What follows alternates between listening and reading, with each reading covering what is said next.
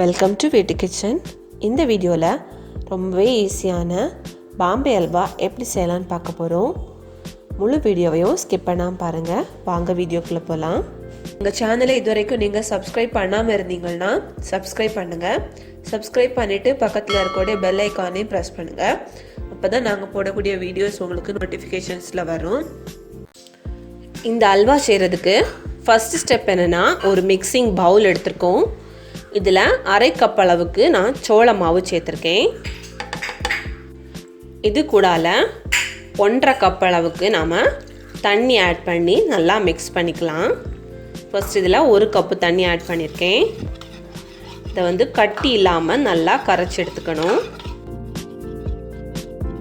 இன்னும் ஒரு அரை கப் தண்ணி ஆட் பண்ணிக்கலாம்.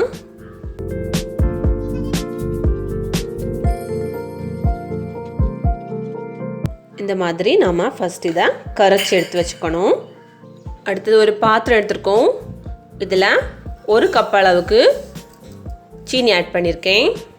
அரை கப் அளவுக்கு தண்ணியும் ஆட் பண்ணியிருக்கேன். இப்போது ஸ்டவ் ஆன் பண்ணி வச்சுருக்கோம். இது நமக்கு கரையணும். ஃபஸ்ட்டு பதம் ஒன்றும் வர வேண்டாம், இது கரைஞ்சா போதும்.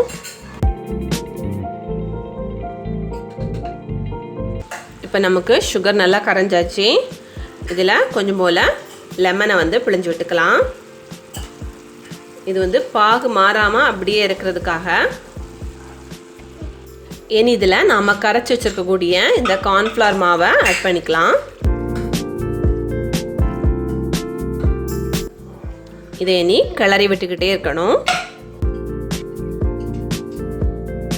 கொஞ்ச நேரத்தில் இது ஒரு மாதிரி கண்ணாடி மாதிரி பிடிக்க ஆரம்பிக்கும். ஸோ அதனால் நாம் இதை கிளறி விட்டுக்கிட்டே இருக்கணும். பாருங்கள், இந்த மாதிரி நமக்கு லைட்டாக கிளாஸ் மாதிரி படியும். இதை நாம் கிளறி விட்டுக்கிட்டே இருக்கணும்.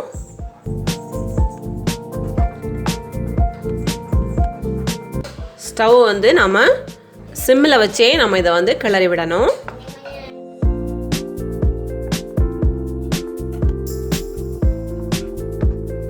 இனி இதில் கொஞ்சமாக நம்ம நெய் விட்டுக்கலாம். இப்போ இதில் நான் 1 டேபிள் ஸ்பூன் அளவுக்கு நெய் விடுறேன்.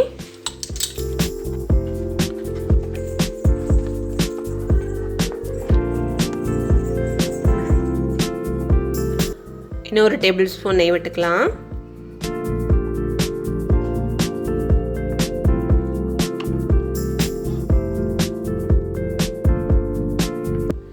இனி இதில் கொஞ்சம் போல் orange colour food colour add பண்ணிக்கலாம். இந்த கலர் நல்லா மிக்ஸ் ஆகிற அளவுக்கு நம்ம மிக்ஸ் பண்ணி விட்டுக்கணும். நீங்கள் இது வரைக்கும் எங்கள் சேனலை சப்ஸ்கிரைப் பண்ணலைன்னா மறக்காமல் சப்ஸ்கிரைப் பண்ணுங்கள். சப்ஸ்கிரைப் பண்ணிவிட்டு பக்கத்தில் இருக்கக்கூடிய பெல் பட்டனையும் ப்ரெஸ் பண்ணுங்கள். அப்போ தான் நாங்கள் போடக்கூடிய வீடியோஸ் உங்களுக்கு நோட்டிஃபிகேஷன்ஸில் வரும். இன்னும் 1 ஸ்பூன் நெய் ஆட் பண்ணிக்கலாம்.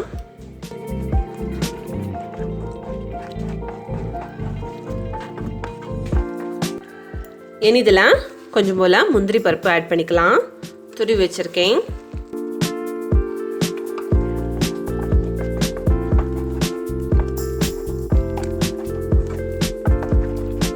அப்புறம் ஃப்ளேவருக்காக கொஞ்சம் போல் ஏலக்காய் தூளும் சேர்த்துக்கிறோம்.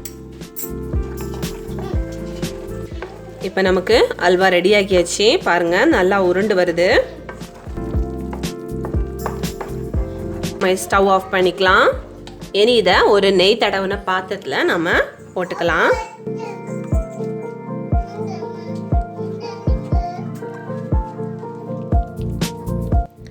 இனி இது ஒரு 1 hour நமக்கு செட் ஆகணும். ஸோ 1 hour நம்ம இதை நம்ம ஆற வைக்கலாம். இதுக்கு மேலே கொஞ்சம் போல் நட்ஸ் சேர்த்துக்கலாம். இப்போ 1 மணிக்கூர் ஆயாச்சு. இதை நாம் கட் பண்ணி பீஸ் எடுத்துடலாம். ஸோ அதுக்கு இந்த பலகைக்கு மேலே வச்சு நம்ம இதை திருப்பி எடுத்துக்கலாம்.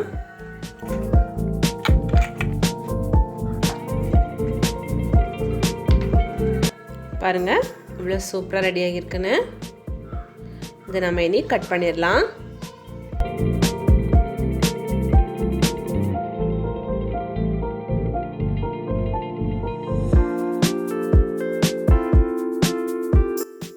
பாருங்கள், நம்மளோட பாம்பே அல்வா சூப்பராக ரெடி ஆகியிருக்கு.